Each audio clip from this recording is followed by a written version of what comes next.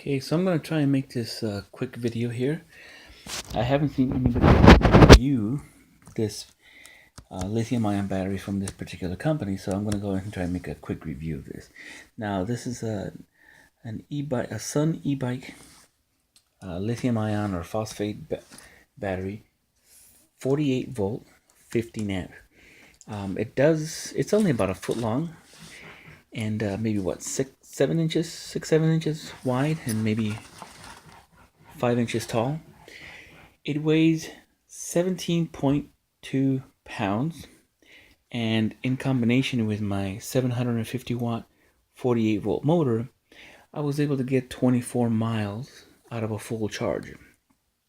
Now, I was hoping to get more, but I only use 17 to go to work, come back home, then I plug it in. So it's only 17 miles round trip for me, so it's fine. And this is May 11th. I bought this thing first week of March 2017, so in about a year, first week of March 2018, if this is still good, I'm going to go ahead and do another test, and I'll see if it still gives me 24 miles on a full charge. I should get, for work, I basically, if I drove to work every single, 5 days a week, it's just a tiny bit over 4,000 miles. So I got that out of my motorized bicycle. So I hope to be able to get that out of this thing here. I've driven my bicycle 5,000 miles in a year and a half or so. So we'll see if this sucker here is going to do the trick. Now, this particular company sells on eBay, and I'm pretty sure I've seen it on Amazon. They sell directly from China or one of the a warehouse that they have down here in Southern California. I think it's in San Gabriel or El Monte, something like that. And they also have a website, sunebike.com. Now, I never used to want to buy from China because, especially when it comes to something like this, because when I bought my conversion kit 5 years ago, these types of batteries were good $500 to $800, and if something was wrong with them, you'd have to send it back to China, which used to cost an arm and a leg. But now that these companies, there's a couple of companies that seem to import a bunch of the stuff, and then they sell it from their warehouses here in the United States, which means they have to follow some sort of different rules. And if anybody's ever bought anything from China, you sometimes know that it's too expensive to send it back, but then again, it's like you get a credit or this and that, or it's too much trouble to send it back for them. It's not worth it sometimes. But this is too expensive not to send it back, and it would be too expensive to send it back. So anyway, they sell this stuff here on their from the United States, so you're better off buying it from the U.S. And I bought this for $325. Sometimes they go for $370. But I knew that I'd seen them sell it for cheaper than that, so I just kind of waited around. Now, one of the things that you need to be careful when you're looking for a lithium-ion battery is that you need to make sure that it can accommodate what kind of motor you have, in the sense that what wattage you have. I have a 750 watt motor. I needed something that would be able to accommodate that motor.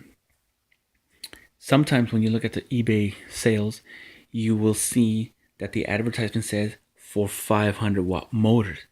That is not going to be good for me.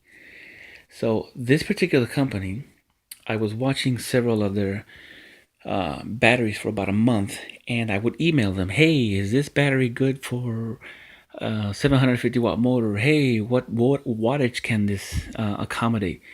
And every time they were very quick to email me pretty much the next day, telling me, yeah, this is an 800 watt compatible battery, or no, this is only for 500 watt motors.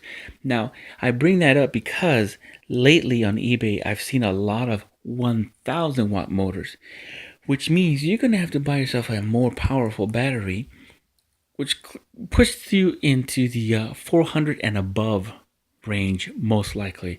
So, and another thing, and if you think 1000 watt motor will do the job, think about this. I have a 750 watt 48 volt with a 48 volt 15 amp hour. In combination, is what in the combination of these two items here is what gives you the speed of these conversion kits. I can go 30 to 35 miles an hour.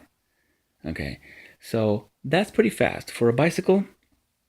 That's fast enough on the streets, and these are not made for off-roading. The bicycle can look like it's made for off-roading, but this particular setup, they're not made for off-roading. But this is my legitimate commuter. You know, I use it to go to work, 8.6 miles one way, and 17 miles round trip, and then I plug it in. So it works. So far as it's worked out great. I like it. Now, another thing you get with this particular battery is you get this little plug here, and you plug that into the battery, and it looks like you can use your cell phone or your laptop or something with your USB compatible there. So I've never used it, but you know, like I said, I use this as a legitimate commuter. Now, obviously, if you have this plugged in, you can't ride the bicycle. Okay, I use this as a commuter, but I know that people are out there thinking, no, maybe I can use it on the beach or go to the park, and so in that case, you might want to end up taking something like this. But it comes with it. You know, that's pretty nice. Now, the charger is pretty big. I mean, it's pretty big, and but it actually barely weighs maybe a pound, maybe that, and you know, you plug it into the wall, and you plug this end into your battery, and the way I've been able to figure it out, these two lights here light up. This one is always red, I guess indicating power. This one is red, and throughout the charging, it will eventually blink green and then red. A little bit later on, again green and then red, and it stays red. And it does that for a while. When it then hits a solid green, this one will stay red. Okay, this one will stay red, but this one will hit a solid green. This actually shuts off. Now, you never want to leave this stuff plugged in maybe overnight or for days on end, but this, at least the charger that you're sending with you with this battery, at least this charger actually shuts off, unlike certain hoverboards that would burst into flames, right? Either because of the chargers or because of the batteries. Whatever the case, you always want something that turns off when the battery is full.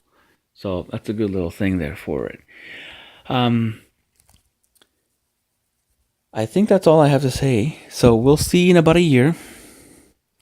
We will see in about a year what the setup is and how many miles I can still get out of a full charge. If you guys have any questions, let me know. I'll see what I can answer. All right, good luck.